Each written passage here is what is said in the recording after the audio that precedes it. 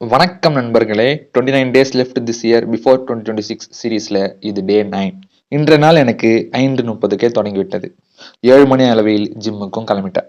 ஜிம்முக்கு போனோன்னு வேலையா வார்ம் அப்ஸை கம்ப்ளீட் பண்ணிட்டேன். டுடே புஷ் டே. ஒர்க் அவுட்டில் செஸ்ட்டுக்கு 2 வேரியேஷன், ஷோல்டருக்கு ஒரு 3 வேரியேஷன் அண்டு ட்ரைசப்ஸ்க்கு ஒரு 3 வேரியேஷன் போட்டு ஒர்க் அவுட்டை கம்ப்ளீட் பண்ணிட்டேன். காலை உணவுக்கு பிறகு எடிட்டிங் வேலையை கம்ப்ளீட் பண்ணிட்டேன். எடிட் பண்ண வீடியோவை பதிவேற்றமும் பண்ணிட்டேன்.